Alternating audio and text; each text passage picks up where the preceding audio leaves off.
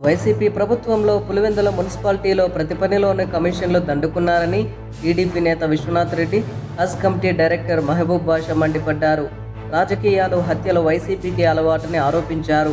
ముగ్గురాయి లీజుల కోసం అనుమతులు ఉన్న వ్యక్తినే చంపిన చరిత్ర మీది కాదా అని ప్రశ్నించారు. తమ నాయకుడు బీటెక్ రవి ఎక్కడా రూపాయి కమిషన్ తీసుకోలేదని, అసలైన అవినీతి చక్రవర్తి నువ్వేనంటూ అవినాష్ రెడ్డిపై టీడీపీ నేతలు తీవ్ర స్థాయిలో విరుచుకుపడ్డారు. ఎంపీ అవినాష్ రెడ్డి గారు మాట్లాడడం ఎట్లుందంటే దయాలు వేదాలు వల్లించినట్లుంది. ఎందుకు చెప్తున్నామంటే ఆయన నిన్న ఎలక్షన్స్లో పోలీసులను అడ్డుపెట్టుకొని రాజకీయం చేసే విధంగా మాట్లాడుతున్నారు అని ఆయన అన్నాడు. అవినాష్ రెడ్డి గారు 2005 ఎలక్షన్ మున్సిపల్ ఎలక్షన్ జరిగినాయి. మీరు అప్పుడు ప్రత్యక్ష రాజకీయాలలో లేరు.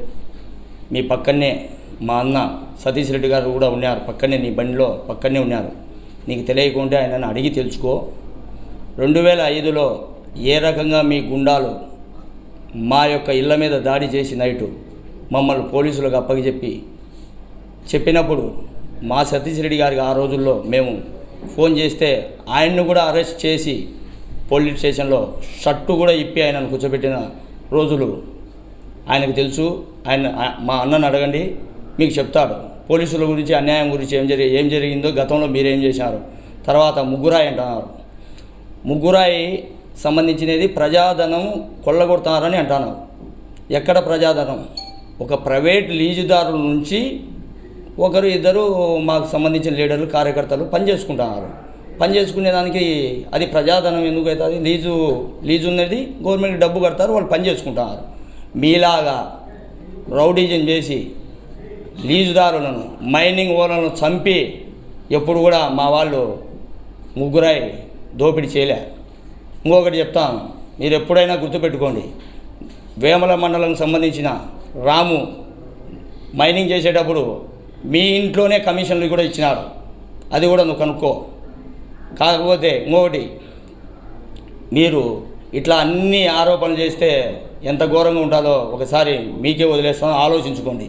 గత 5 ఏళ్లలో మీరు చేసిన ప్రజాధనం వృధా వీళ్ళకంటే తెలియదేమో, నాకు పిన్ను టు పిన్ను తెలుసు.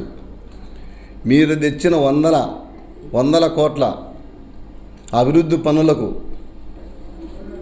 మున్సిపాలిటీల అభివృద్ధి పనులకు ఎవరెంత కమిషన్ తీసుకున్నారో, ఎవరెంత తిన్నారో నా దగ్గర ప్రూఫ్తో సగా ఉంది. మీరు ఎవరు వచ్చినా నేను రెడీ, ఎక్కడైనా సరే. అదొకటి. మెడికల్ కాలేజీకి మీరు ఎక్కడి నుంచి కంకర తోలినారయ్యా? ఎదిరికి మీ మున్సిపల్ చైర్మన్ వరప్రసాద్ నా దగ్గర బాధపడి కన్నీళ్లు పెట్టుకున్నాడు.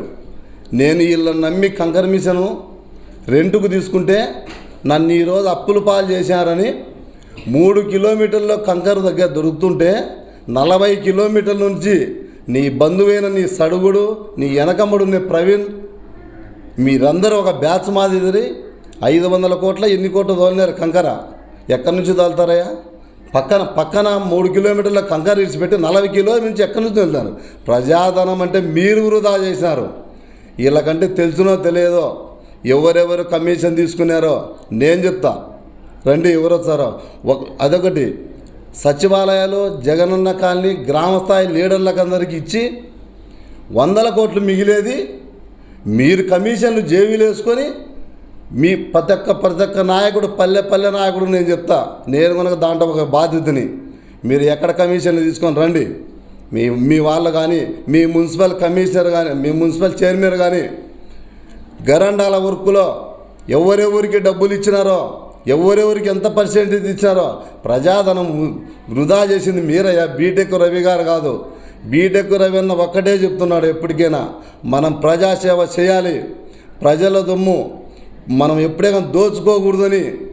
ఇది కరెక్ట్ కాదు అవినాష్ రెడ్డి గారు. ఇంతవరకు నేను కనుక నువ్వు మంచి మాటలే మాట్లాడతావు అనుకున్నా, ఈరోజు ఇంతగా మీరు మాట్లాడుతున్నారు కాబట్టి మేము ఈరోజు మాట్లాడాల్సింది వస్తుంది.